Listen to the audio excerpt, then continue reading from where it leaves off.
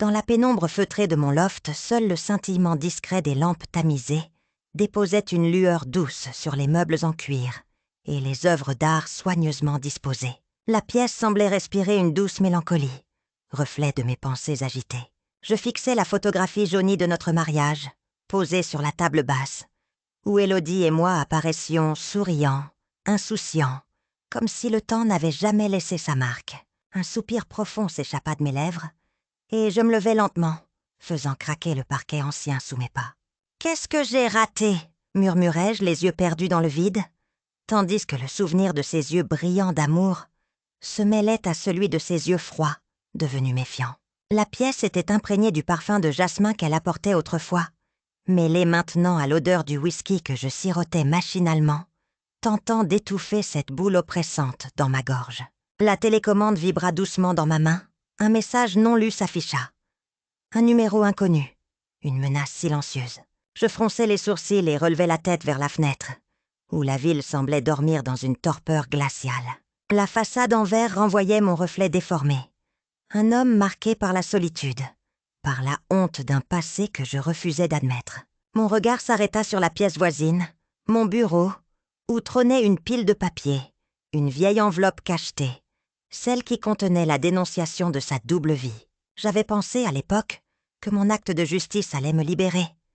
Mais chaque nuit, ces visages, ces secrets, ressurgissaient comme des spectres insatiables.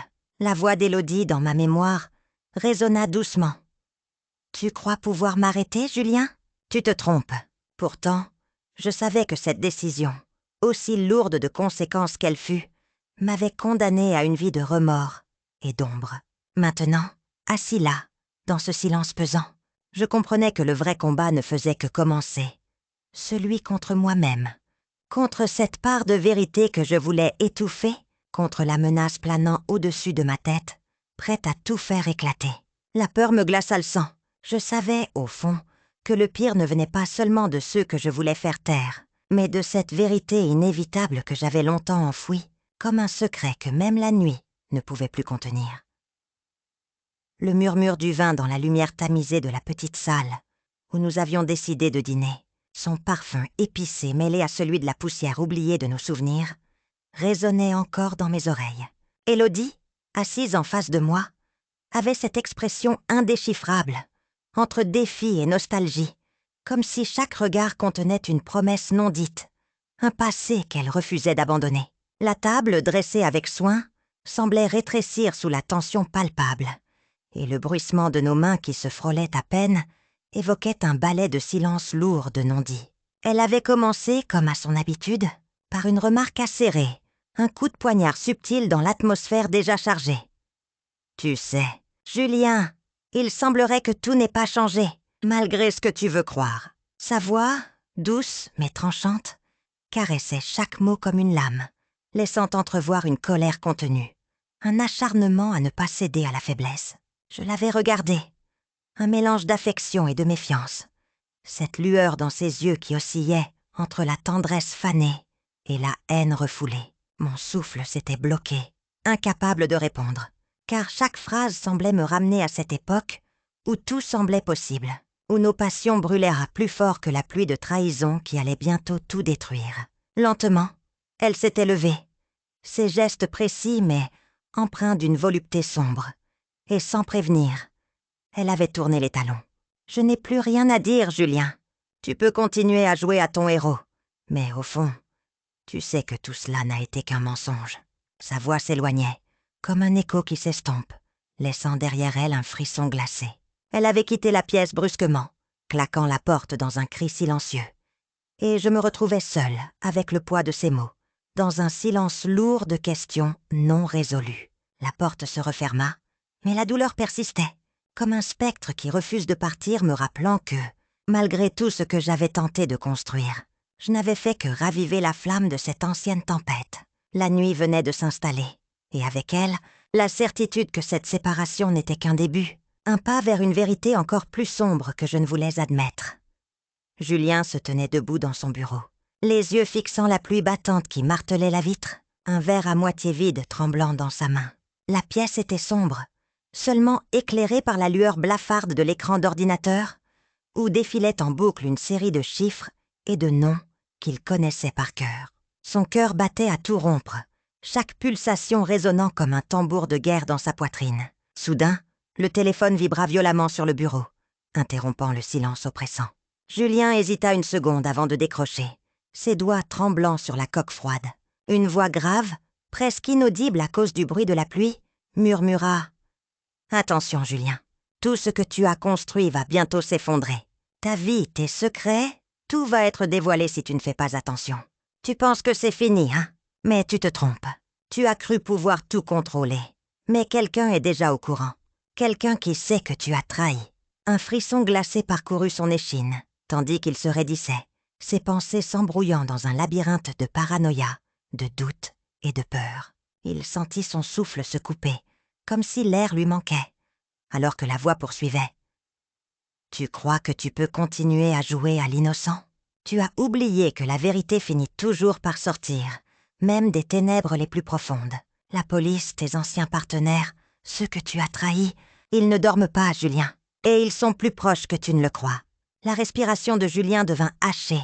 Ses mains tremblèrent violemment, en serrant le téléphone jusqu'à en faire craquer la coque.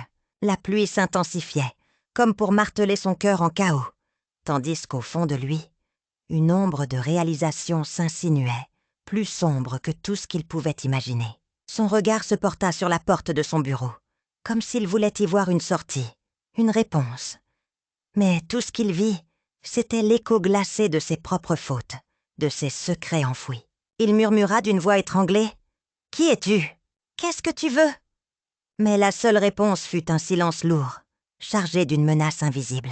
Julien sentit alors que le sol se dérobait sous ses pieds, que son passé, qu'il avait toujours cru maîtriser, revenait le hanter avec une force dévastatrice. La tempête intérieure faisait rage, et dans cette obscurité grandissante, il comprenait que rien ne serait plus jamais comme avant.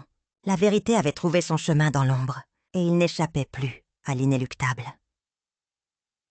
Le tintement sec et brutal de la porte d'entrée retentit violemment à l'aube, brisant le silence lourd qui planait depuis des heures dans la maison de Julien.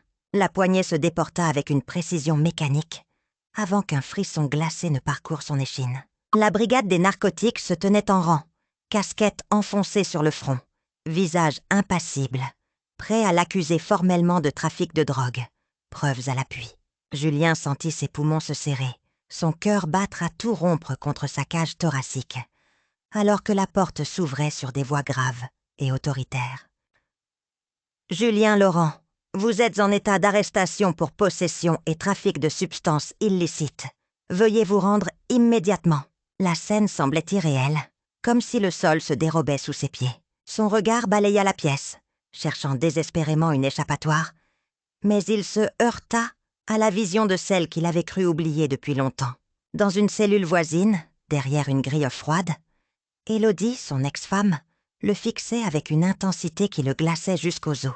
Son regard était chargé d'une haine viscérale, mais aussi d'une tristesse profonde, comme si elle venait de perdre non seulement leur amour, mais aussi sa dernière illusion. Elle savait, elle comprenait.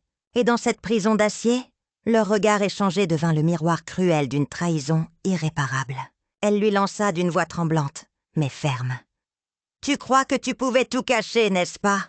Que tu pouvais continuer ton jeu sans en payer le prix. » Le visage d'Élodie se déformait sous l'effet d'une douleur contenue, mais aussi d'une colère sourde, qui semblait se déverser en un flot de reproches et de rancœurs accumulées. Julien sentit une boule lui nouer la gorge.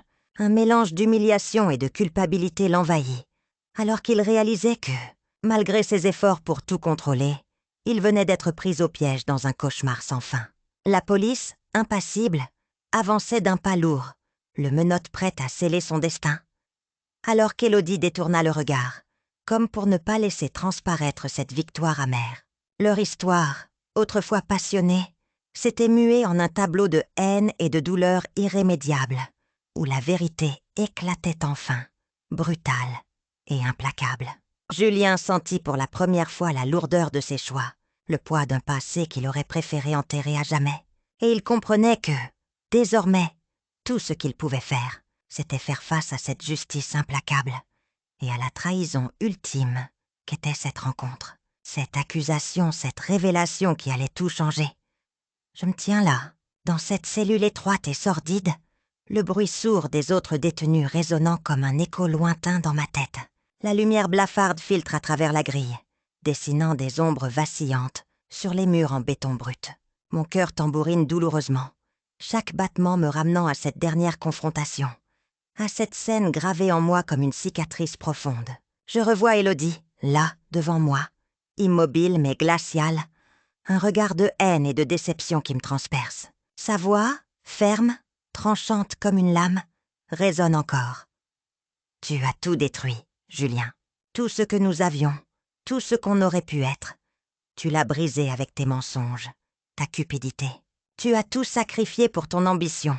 Et moi, je suis restée là, enfermée dans cette cage que tu as construite, à m'étouffer sous le poids de tes secrets.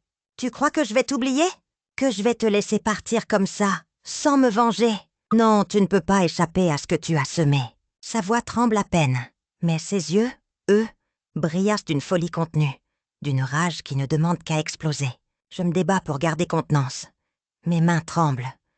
Mon regard cherche désespérément un point fixe, un motif d'évasion dans cette prison mentale qui m'enserre. Je veux lui répliquer, lui dire que tout n'est pas fini, que je ne suis pas le seul responsable, que nos erreurs se sont entrelacées dans un tissu de duplicité et de désillusion. Mais les mots restent coincés dans ma gorge. À chaque respiration, je sens la pression oppressante de cette pièce fermer son emprise sur moi. La chaleur de ces accusations se répand dans chaque cellule de mon corps, comme une toxine insidieuse qui menace de me faire sombrer. Elle s'avance alors lentement, comme une ombre incarnée, et son regard devient une promesse de vengeance. Tu crois que je vais te laisser continuer à jouer avec la justice, à manipuler le système comme si tout cela n'était qu'un jeu ? Non, Julien, tu as joué avec le feu. Et cette fois, c'est moi qui vais l'allumer. En entendant ces mots, un frisson glacé parcourt mon dos. Je réalise que l'ultime affrontement n'a pas eu lieu dans l'ombre d'une salle d'interrogatoire, mais ici, dans cette cage, où chaque seconde devient une lutte pour ne pas céder à la peur, à la haine, à la folie qui menace de me submerger. Je sais que ce n'est pas fini, que la tempête est encore à venir, et que dans ce chaos intérieur, je suis plus vulnérable que jamais, face à la femme qui autrefois avait été tout pour moi, et maintenant m'a jetée dans l'abîme sans remords. Dans le silence pesant de la cellule, Élodie levait lentement la tête, ses yeux brillants d'une lueur glaciale qui trahissait une tempête intérieure. Elle observait Julien à travers la grille, captant chaque mouvement, chaque faiblesse, comme un fauve patient dans l'ombre. Son regard s'attardait sur la silhouette douloureuse de cet homme qu'elle avait aimé, trahi, puis abandonné au creux de cette prison, qu'elle considérait à présent comme son terrain de jeu. Elle se souvenait de leur dernier échange, cette lueur de défi dans ses yeux, cette certitude qu'elle finirait par le faire plier. « Tu pensais pouvoir échapper à moi, Julien ?» murmura-t-elle d'une voix douce mais tranchante, un sourire sinistre se dessinant sur ses lèvres. Elle avait tout prévu, chaque détail, chaque étape de son plan de revanche, même si cela signifiait plonger dans la folie pour le voir tomber. Elle savait qu'il se croyait à l'abri derrière ses murs, que la justice le protégerait. Mais cette illusion ne durerait pas longtemps. Lentement, elle sortit un carnet usé, couvert de notes griffonnées à la hâte, où chaque mot, chaque idée était une pierre à l'édifice de sa vengeance. Elle passa ses doigts tremblants sur les pages, caressant du regard ses stratagèmes, savourant la montée d'adrénaline qui lui donnait une force nouvelle.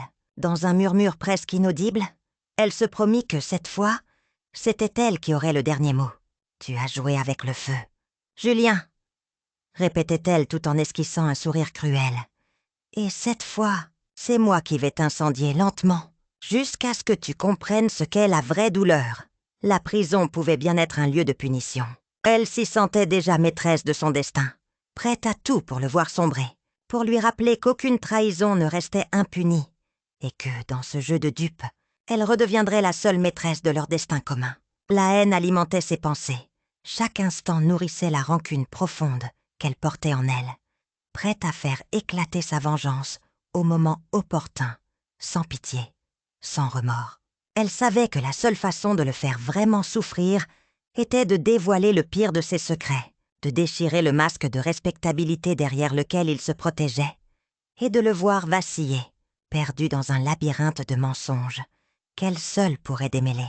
Le plan était tracé, précis comme une lame aiguisée, et dans l'obscur de cette cellule, Élodie se préparait à l'ultime combat, celle qui déterminerait leur destin à jamais. Les jours s'étaient retirés dans une monotonie glaciale, mais une ombre nouvelle s'était invitée dans la vie de Julien, s'insinuant dans chaque coin de ses pensées.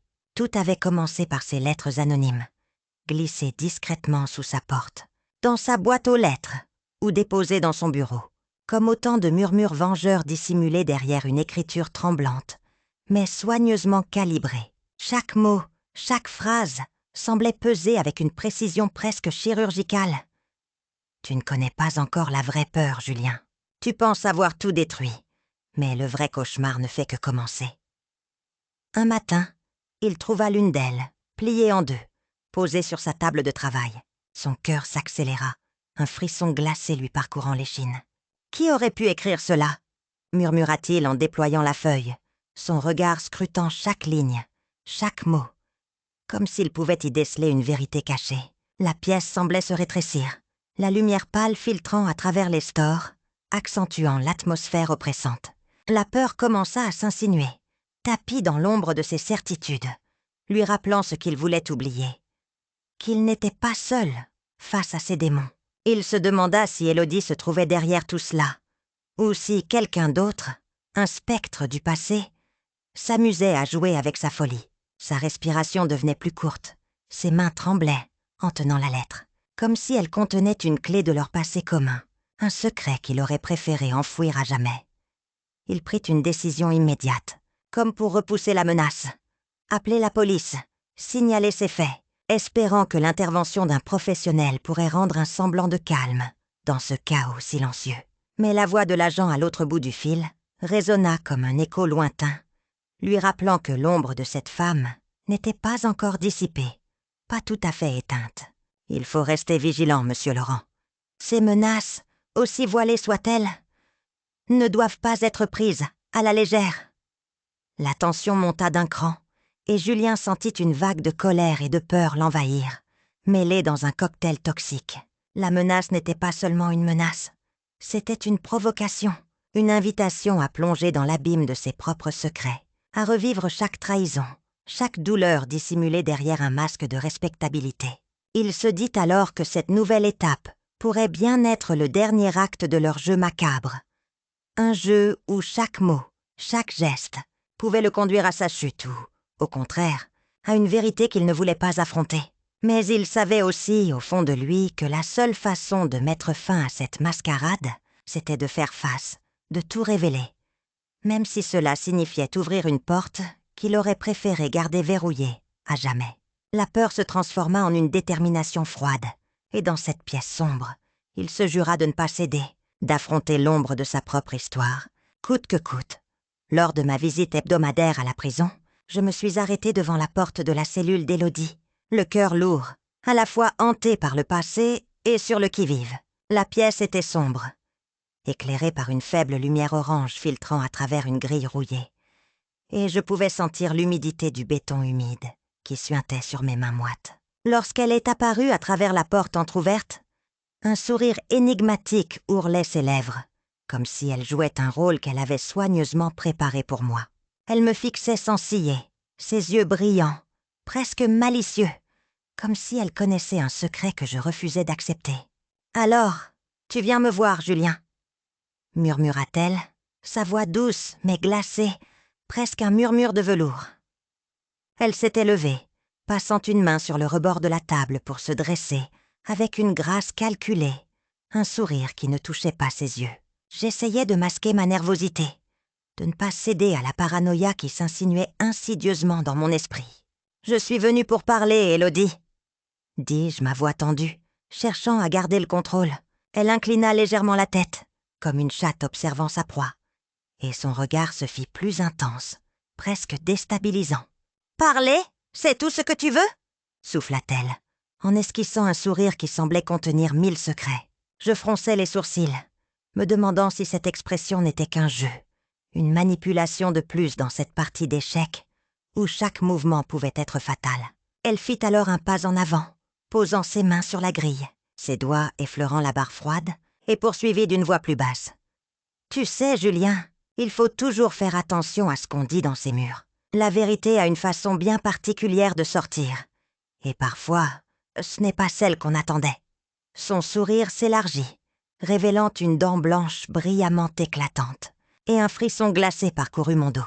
Je voulais croire qu'il ne s'agissait que d'une façade, un simple jeu de rôle pour déstabiliser, mais au fond, je ressentais comme une tension électrique dans l'air.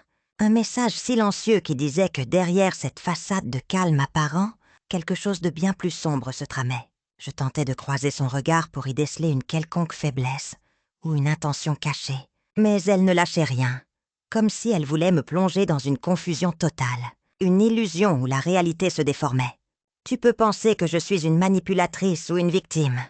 Peu m'importe, » murmura-t-elle en me fixant droit dans les yeux. « Mais sache que tout ce que je fais, c'est pour une seule chose, que tu comprennes enfin que les secrets que tu portes, toi aussi te rongeront jusqu'à la moelle. Et dans ce jeu-là, personne n'en sort indemne. » Sa voix se fit plus douce, presque un murmure obsédant, avant qu'elle ne tourne lentement les talons, laissant derrière elle une odeur de parfum sucré mais piquant, comme une promesse d'ombres à venir. Je restais figée, incapable de détourner le regard, le cœur battant à tout rompre, en me demandant si cette fascination n'était pas simplement une illusion, ou si, au contraire, cette présence mystérieuse signifiait que le combat ultime venait à peine de commencer. Une nuit lourde de silence enveloppait la prison, seulement troublée par le souffle rauque des détenus et le frisson glacé du vent qui s'engouffrait par les fenêtres grillagées. Je dormais à moitié lorsque mon sommeil fut brutalement interrompu par un bruit léger, presque imperceptible, comme le crissement d'un papier froissé contre la porte métallique de ma cellule. Mon cœur se serra instinctivement. Je me redressai, tendant l'oreille, chaque muscle tendu par l'angoisse. C'est alors que je remarquai, glissée sous la porte, une feuille pliée en 4. La chose me sembla aussi lourde qu'une pierre, comme si elle portait en elle tout le poids de l'ombre qui planait sur ma vie depuis des années. Lentement, je saisis la note, tremblant de curiosité autant que de peur. La surface était couverte d'écritures tremblantes, maladroites, mais chargée d'une menace claire et glacée.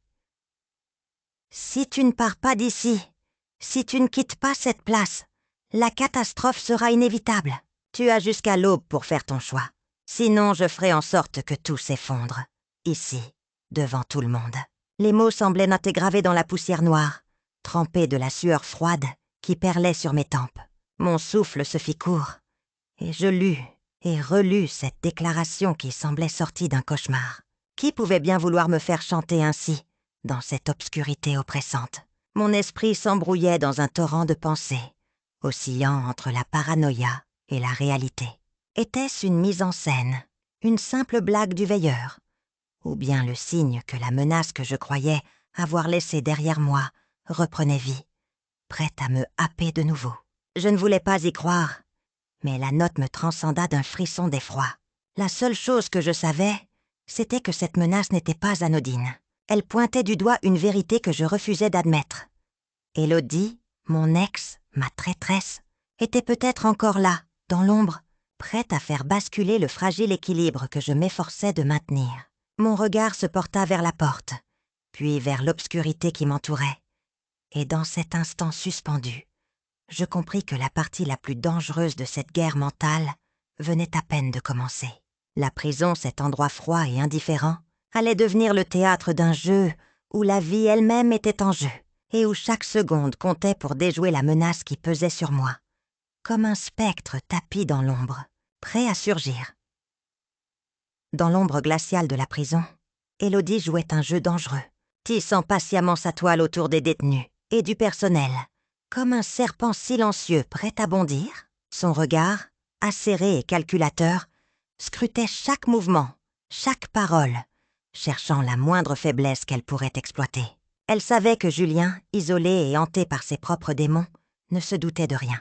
Lors d'une visite, alors que la lumière tamisée filtrant à travers les barreaux dessinait des ombres inquiétantes sur ses joues pâles, Elle se présenta avec un sourire faussement sincère, ses yeux brillants d'une lueur dangereuse. « Bonjour Julien, comment vas-tu aujourd'hui » murmura-t-elle, sa voix douce mais pleine de sous-entendus. Il répondit d'un ton inquiet, cherchant à masquer sa nervosité. « Ça va, Élodie. Qu'est-ce que tu fais ici ?» Elle s'approcha, feignant une tendresse qu'elle n'éprouvait plus depuis longtemps. « Juste une visite. Tu sais comment c'est. » Sa main effleura ses doigts. Un geste calculé pour capter l'attention de l'un des surveillants, à proximité. Elle savait que ses paroles, ses petits gestes, pouvaient être interprétés comme innocents. Mais pour elle, chaque détail comptait. Elle avait préparé le terrain, orchestrant discrètement ses alliances avec certains détenus influents, leur promettant une récompense en échange d'un service. Son plan était clair. Lors de la prochaine rencontre, elle devait franchir la dernière étape. Dans un endroit isolé de la cour, à la faveur de l'ombre, elle avait glissé un petit message dans une enveloppe, dissimulée parmi une pile de papiers administratifs qu'elle avait soigneusement manipulés. Elle savait que Julien finirait par comprendre, qu'il finirait par ressentir la menace pesant sur lui, comme une lame brandie au-dessus de sa tête. Lorsqu'il la regarda, un doute traversa ses yeux, mais elle eut l'audace de lui sourire. Un sourire qui dissimulait son véritable dessein. Lui faire croire qu'elle était enfin devenue vulnérable, alors qu'en réalité elle allait franchir la ligne de la folie. Elle voulait le briser, le faire plier sous le poids de ses secrets, le mener à la catastrophe, comme une marionnette contrôlée par la haine et la vengeance. La tension monta d'un cran lorsqu'elle se détourna, laissant derrière elle un soupçon de malice dans ses yeux, tandis qu'elle s'éloignait lentement, ses doigts effleurant une nouvelle fois la poche de sa veste où reposait la fameuse enveloppe. Elle savait que le moment précis approchait, celui où elle franchirait la limite, celui où la folie deviendrait réalité, et où Julien, pris au piège de ses propres démons, ne pourrait plus échapper à sa propre chute. La peur et la colère se mêlèrent dans ses pensées, mais elle restait concentrée, déterminée à faire de cette rencontre le tournant ultime de leur douloureux destin. Julien sentit un frisson glacial lui parcourir l'échine, lorsque ses yeux croisaient ceux d'Élodie, assise face à lui dans la salle d'attente de la prison, un sourire de façade dissimulant la tempête qui grondait derrière ses pupilles. Elle avait cette façon de le fixer, intensément, comme si elle pouvait déchiffrer chaque faiblesse, chaque doute enfoui dans ses pensées. Son regard semblait déceler ses hésitations, ses soupçons, et cette lueur malicieuse qui brillait dans ses yeux trahissait qu'elle jouait un jeu bien plus dangereux que ce qu'il avait imaginé. « Tu crois que tout ça va s'arrêter là, Julien ?» avait-elle murmuré, sa voix douce mais chargée de menaces. Elle avait ce ton de confidence qui gelait le sang, comme si elle lui révélait une vérité qu'il ne voulait pas entendre, une vérité qu'il sentait enfouie dans leur passé commun. La mémoire lui revenait, fragmentée, floue, comme une vieille bobine de film écartelée par le temps. Mais chaque image remontait en lui, avec une précision douloureuse. La première fois qu'ils s'étaient rencontrés, leur passion, leur complicité, tout cela semblait si lointain, déformé par les années, par ses choix douteux. Il se souvenait de cette nuit où Élodie lui avait confié un secret, un regard furtif, une promesse silencieuse de loyauté, qui, en réalité, n'avait été qu'un masque pour dissimuler ses véritables intentions. « Tu te souviens, Julien, quand on parlait de notre avenir ?» avait-elle lancé, en se levant doucement, ses mouvements calculés, comme une danse macabre. Elle s'était approchée de lui, ses doigts effleurant rapidement la poche intérieure de sa veste, comme pour vérifier si l'enveloppe qu'elle savait qu'il portait était toujours là, prête à éclater en révélation. La salle était silencieuse, à l'exception du bruit pesant de son souffle haletant, tandis qu'il tentait de déchiffrer ses intentions dans cette mascarade de sourires. La paranoïa s'insinuait en lui, déformant chaque geste, chaque mot qu'elle prononçait comme une pièce d'un puzzle tordu qui cherchait désespérément à faire sens. « Tu crois que je suis vulnérable, Julien ?» continua-t-elle, un éclat de folie dans la voix. « Tu ne sais rien. Tout ce que tu as construit est déjà en train de s'effondrer. Tu ne peux pas fuir la vérité. Elle te rattrapera, comme elle m'a toujours rattrapé. » À cet instant précis, il comprenait que ses soupçons n'étaient pas infondés, que cette femme, à la fois si séduisante et si dangereuse, portait en elle une tempête prête à tout déchaîner. Elle jouait avec ses nerfs, avec ses souvenirs, et il sentait que la frontière entre réalité et illusion devenait de plus en plus floue. La seule chose qui lui restait était cette impression troublante que, sous ces mots, se cachait un plan d'une cruauté inouïe, un dessein qui pouvait lui coûter la vie. La pièce se refermait doucement sur lui, comme une cage de verre, et chaque battement de son cœur résonnait comme un avertissement muet. Il ne pouvait plus faire confiance à rien, pas même à ses souvenirs. Le passé, cette toile entrelacée de mensonges et de trahisons, s'étendait devant lui, menaçant de tout lui voler, jusqu'à ce qu'il se demande si, au fond, il connaissait réellement celui qu'il avait autrefois tant aimé. Sous le ciel grisâtre de la cour de la prison, un vent froid soulevait la poussière et faisait danser les brins d'herbe rares qui tentaient de survivre sur le sol bétonné. Julien avançait lentement, ses pas résonnant sur la surface dure, chaque pas rythmé par la tension qui lui compressait la poitrine, comme si le destin lui-même voulait l'avertir d'un danger imminent. Son regard scrutait chaque mouvement, chaque présence suspecte, mais il n'aurait jamais pu anticiper ce qu'il allait découvrir. Lorsqu'il tourna la tête pour saluer un détenu à l'autre bout de la cour, il sentit une présence étrange, une chaleur inhabituelle contre sa nuque, comme un frisson glacé qui remonta le long de sa colonne vertébrale. Son instinct, lui, criait de faire attention, mais la plupart du temps, il rejetait ces sensations comme étant le fruit de sa paranoïa. Pourtant, ce jour-là, quelque chose n'allait pas. Il s'approcha d'un banc pour prendre un peu d'air et se calmer, pensant à sa stratégie pour la journée, quand soudain, il sentit une main tremblante lui effleurer le bras. Une voix, douce, presque inaudible, s'éleva dans un murmure rauque. « Je t'ai apporté quelque chose, Julien. » Dans la pénombre, il distingua à peine la silhouette d'Élodie, son regard brillant d'un mélange de fougue et de détermination. Elle tenait dans sa paume une petite boîte métallique, dissimulée dans une poche de sa veste. Son sourire était las, mais ses yeux brillaient d'une lueur inquiétante. « Tu devrais la prendre, ça va t'aider à te calmer, » ajouta-t-elle en s'approchant doucement, presque caressant le métal froid de ses doigts. Le cœur de Julien s'accéléra.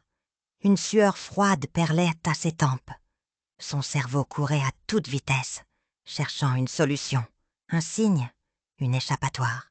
Il savait que cette femme n'était pas du genre à offrir quelque chose sans arrière-pensée. Il sentit la tension monter, comme si le sol lui-même vibrait sous ses pas, lui soufflant que chaque seconde pouvait être la dernière.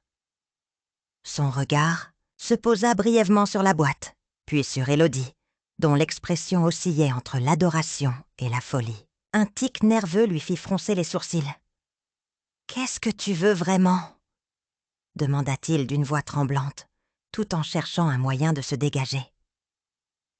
Alors qu'il faisait un pas en arrière, un frisson lui parcourt la colonne vertébrale. Une intuition lui souffla que cette femme, si séduisante dans sa manipulation, était en train de dissimuler quelque chose de bien plus sinistre.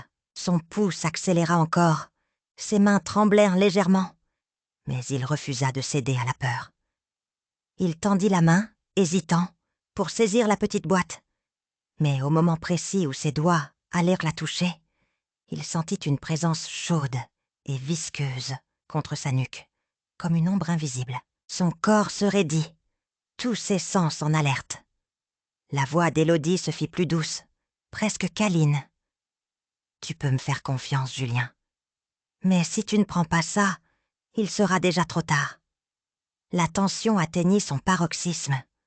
Dans un réflexe instinctif, il fit un bond en arrière, évitant de justesse ce qui aurait pu être une mort lente. La petite boîte tomba au sol, roulant légèrement, tandis qu'il se tenait prêt à réagir, conscient qu'il venait d'échapper à une nouvelle trahison, mais aussi à une ultime tentative pour le faire taire. Toute la scène semblait suspendue dans un instant précis, où chaque souffle pouvait être le dernier, où chaque regard portait la promesse d'un danger invisible et insidieux. La sirène stridente de la sirène de police déchira l'air lourd de tension, tandis que les voitures blindées s'arrêtent brusquement devant la prison, leur lumière bleue et rouge projette des éclats sinistres sur les murs décrépits. Des agents en uniforme surgissent, armés jusqu'aux dents.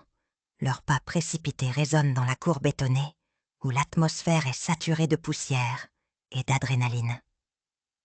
Je reste figé, les muscles tendus, le cœur battant à tout rompre, incapable de détourner le regard de la scène qui se déroule sous mes yeux. La porte de la cellule d'Élodie s'ouvre dans un craquement sourd, et en un éclair, 2 agents la saisissent par les bras, tentant de la maîtriser.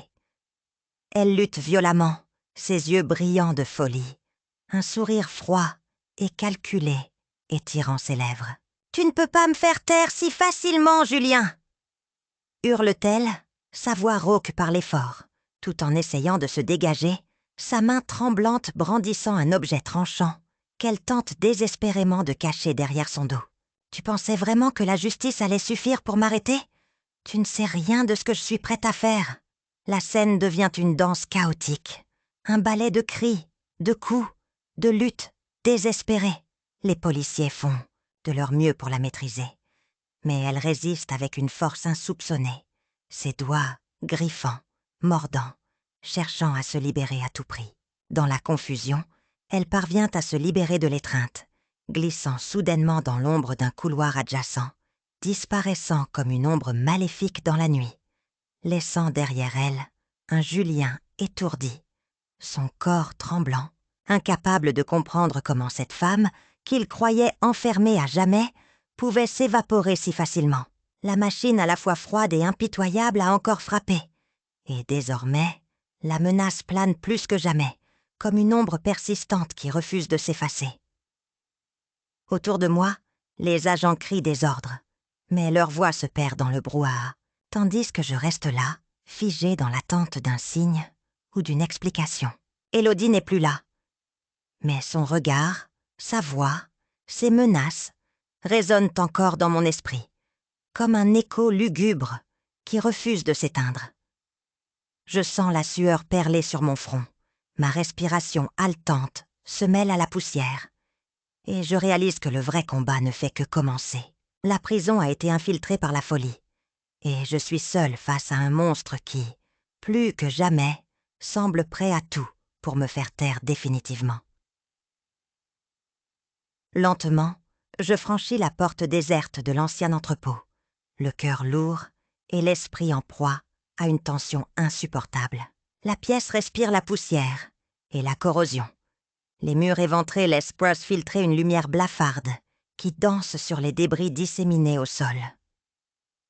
Mon regard cherche Élodie, immobile dans un coin, un sourire glacé aux lèvres, comme si elle attendait ce moment depuis toujours. Son visage, marqué par la souffrance et la folie, est encadré par ses cheveux noirs ébouriffés, ses yeux brillants d'un éclat fébrile autant que menaçant. Elle me fixe avec une intensité dérangeante, sa silhouette gracile, mais imprégnée d'une aura de menace palpable. « Tu crois que tout est fini, Julien ?»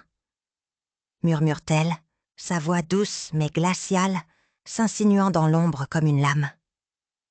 Je reste figée, incapable de bouger, mes mains tremblantes, crispées sur mes poings.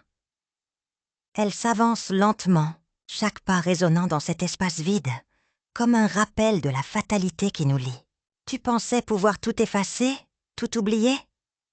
poursuit-elle, un rire léger mais dénué de toute chaleur, tandis qu'elle déploie devant moi un objet métallique, une lame soigneusement polie, qu'elle tourne entre ses doigts avec une précision presque artistique.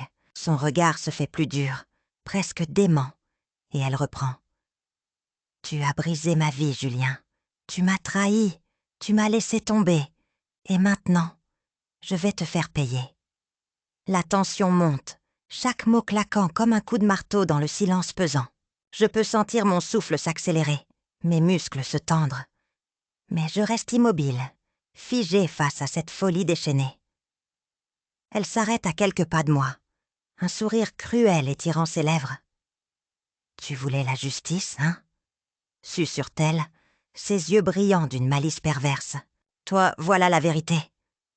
Toute cette mascarade, c'était pour te faire payer, pour que tu comprennes ce que j'ai ressenti. » Sa voix se brise un peu, mais la folie dans ses yeux ne faiblit pas. Elle lève la lame, prête à frapper. Mais je sens au fond de moi une dernière étincelle de lucidité, un souffle de résistance face à cette démente. Tout mon corps hurle pour reculer, mais mon esprit sait que ce combat n'est pas encore terminé. Dans cette obscurité, je comprends enfin que la véritable menace ne vient pas seulement d'elle, mais de la noirceur que nous avons tous deux nourrie, du poison de nos secrets et de notre amour corrompu. Au moment où elle s'apprête à frapper, je ferme les yeux, prêt à affronter ce qui doit l'être, car dans ce lieu abandonné, au cœur de cette confrontation fatale, tout ce que je peux espérer, c'est que cette folie s'éteindra enfin, ou que je trouverai la force de lui résister jusqu'au bout. Dans l'ombre lugubre de l'entrepôt abandonné, la tension atteignait son paroxysme, chaque respiration devenant un souffle haletant dans l'air chargé d'humidité et de poussière. Élodie, le visage déformé par une folie maladive, tenait dans sa main tremblante une lame d'acier rouillée, ses yeux brillants d'une lueur démente que je n'avais jamais osé affronter auparavant. « Tu pensais tout contrôler, n'est-ce pas ?» susurra-t-elle d'une voix rauque, trahissant à la fois la rage et une douleur profonde qui semblait la déchirer de l'intérieur. « Tu crois que tu peux tout masquer derrière ta façade ? D'homme d'affaires respecté. Mais tu ne vois pas que j'ai toujours été la seule à connaître la vérité. » Elle fit un pas en avant, ses vêtements déchirés, ses mains tremblantes, comme si chaque mot qu'elle prononçait était une confession, une pierre de plus sur le chemin de sa folie. « Tu m'as abandonné, Julien. Tu as brisé ce que nous avions construit en pensant que la justice et la vérité suffiraient à tout réparer. Mais tu n'as rien vu, n'est-ce pas ? Tout ce que j'ai voulu, c'était être entendu, être libéré de cette cage que tu m'as enfermée. » Sa voix se brisa, laissant place à une déchirante vulnérabilité qui contrastait avec la violence de ses gestes. Elle leva la lame, prête à frapper. Mais ses mains tremblaient, comme si l'émotion la submergeait. « Je vais te faire ressentir ce que j'ai porté en moi si longtemps, cette douleur que tu n'as jamais voulu comprendre. » La pièce s'emplissait d'un silence lourd, où chaque mot résonnait comme un coup de tonnerre, chaque geste devenant un duel silencieux, où la folie et la raison se heurtaient. Je sentis en moi une dernière étincelle de lucidité, un instinct de survie qui surpassait la peur. Je levai lentement la main, comme pour désarmer la folie de cette femme que j'avais autrefois aimée, et d'une voix qui tremblait à peine, je lui susurrai. « Élodie, écoute-moi. Tout ça, c'est le fruit de nos blessures, de nos rêves brisés. Mais il n'est pas trop tard. Tu ne veux pas finir comme ça, à te perdre dans cette vengeance qui te consume.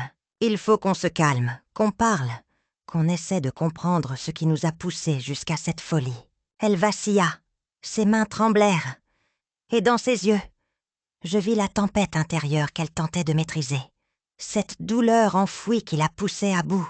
Dans ce moment suspendu, entre menace et rédemption, je compris que la seule échappatoire était la parole, la vérité, cette fragile lueur qui pourrait peut-être, au bout du chemin, ramener un peu de lumière dans cette obscurité sans fin. Je sentis mon cœur se serrer d'angoisse, mais je savais que je ne pouvais pas reculer. La pièce était plongée dans une pénombre oppressante. Seules quelques lueurs vacillantes d'une lampe suspendue créaient des ombres mouvantes sur les murs décrépits de cet ancien entrepôt abandonné, témoin silencieux de nos drames passés.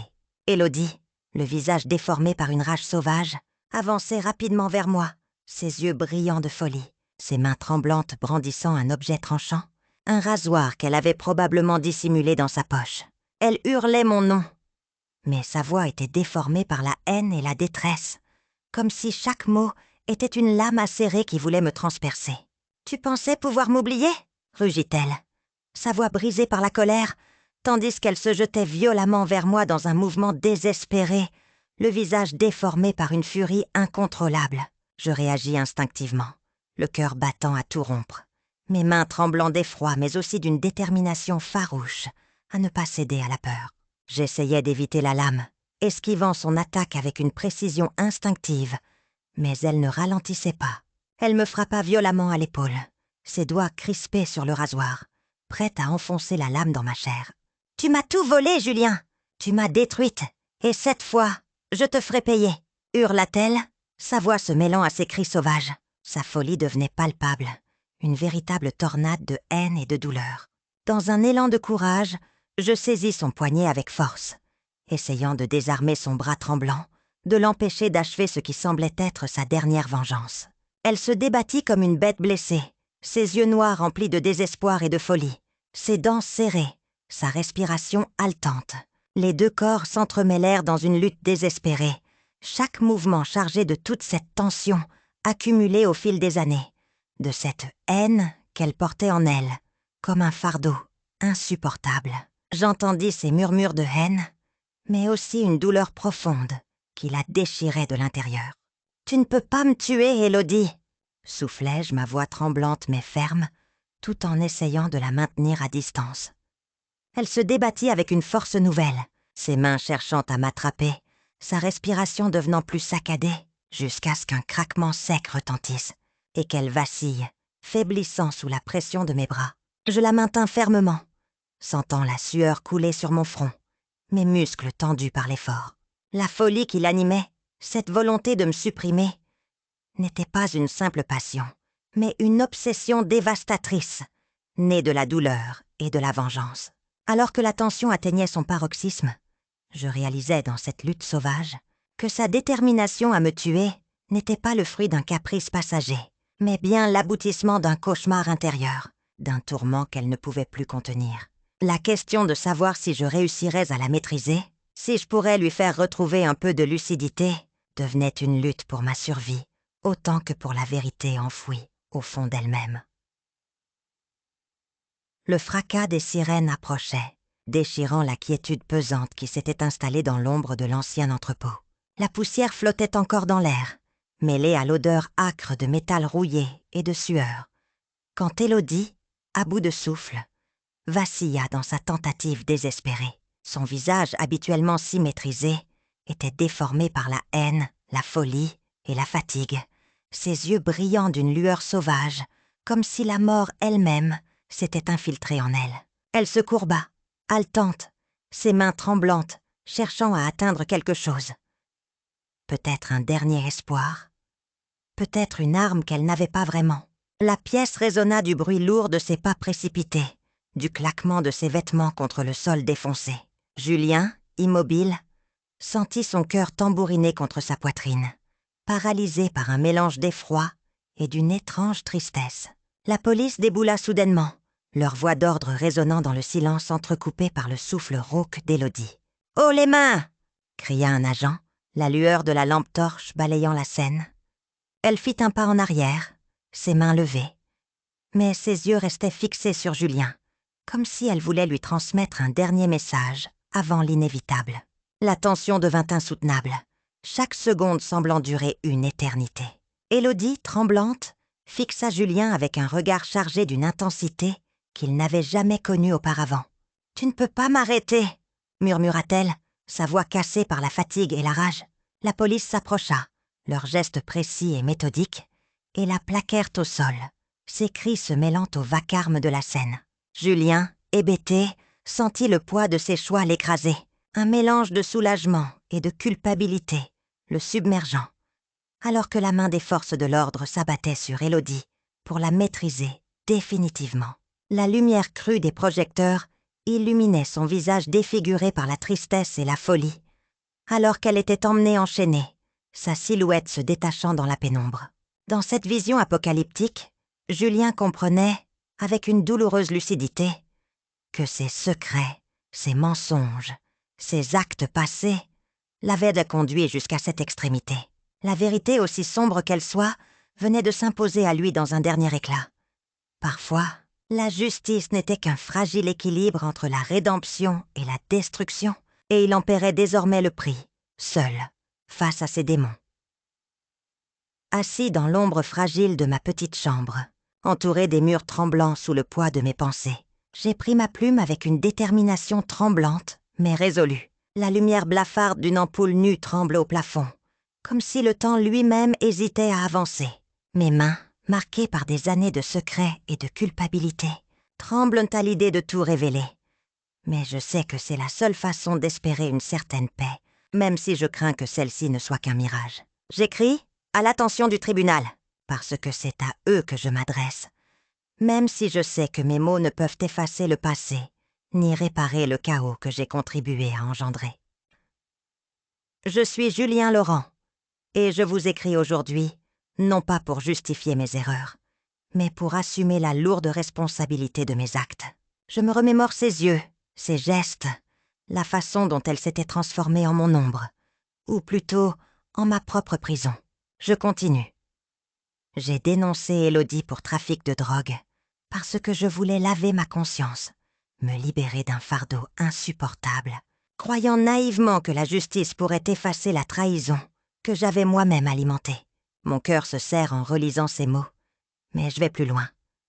Pourtant, en écrivant ces lignes, je réalise que la vérité n'est jamais aussi simple qu'un déni ou qu'un aveu. Élodie, qui était autrefois celle que j'aimais, a été brisée par mes choix, par mes silences, par mes mensonges. Je pose la plume, mon regard se perd dans la pénombre. Aujourd'hui, je suis un homme qui a tout perdu, sauf l'espoir de rédemption. Mes mots se font plus sincères, plus désespérés. La menace qu'elle représente n'est pas seulement celle d'un acte de vengeance, mais celle d'un fantôme qui plane toujours au-dessus de moi, prêt à surgir de l'ombre au moindre signe d'erreur. Je respire profondément, cherchant dans chaque syllabe un peu de vérité. Je vous supplie de considérer mon passé, mes failles, et la possibilité qu'il existe encore en moi une étincelle de justice, même si elle semble éteinte.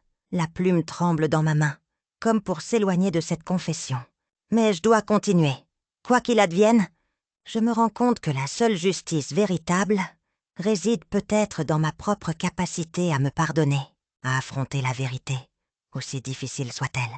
Je ferme la lettre en espérant qu'un jour, mes mots, aussi faibles soient-ils, pourront éclairer un peu la voie vers la rédemption, même si la menace d'Élodie continue de planer dans l'ombre, prête à surgir à tout instant, prête à faire imploser tout ce que j'ai tenté de reconstruire. Je franchis la porte de la prison avec un pas hésitant. Chaque pas résonne comme un écho sourd dans ma tête. L'air extérieur, si simple, me paraît soudainement chargé d'un poids insoutenable, comme si chaque souffle contenait un secret que je n'ose plus porter.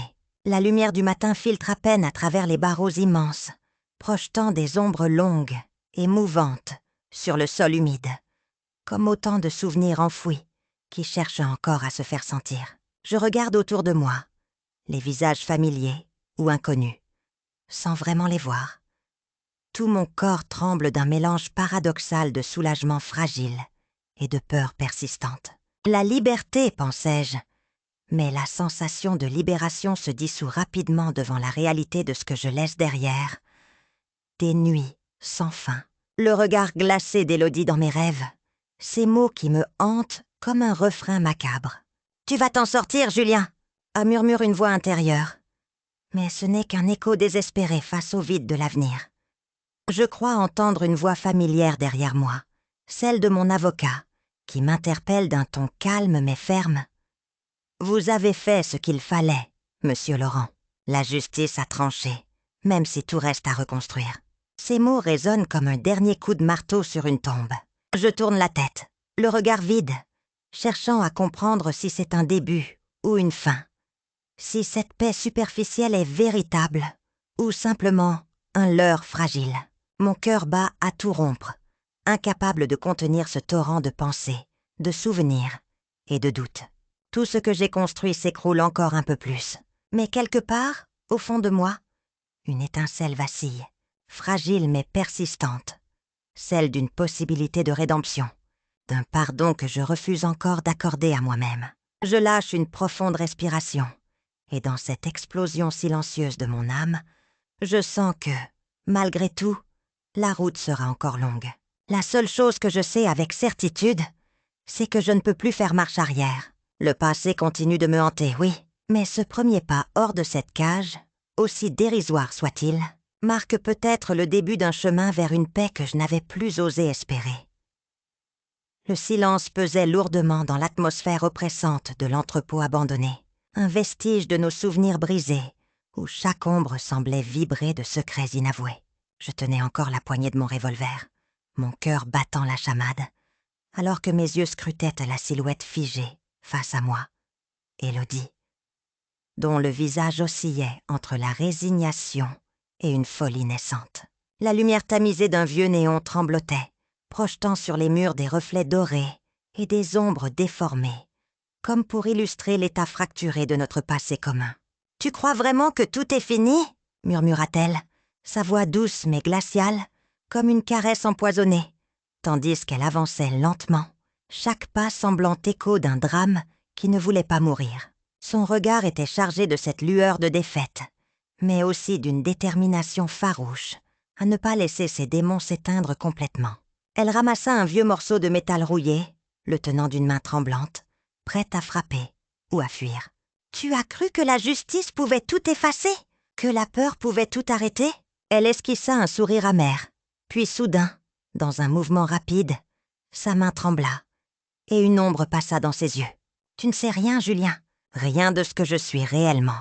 Ça, je le savais bien. » Mais je sentais aussi que cette rencontre était leur dernier acte, leur dernier combat. Mon doigt frôla la détente.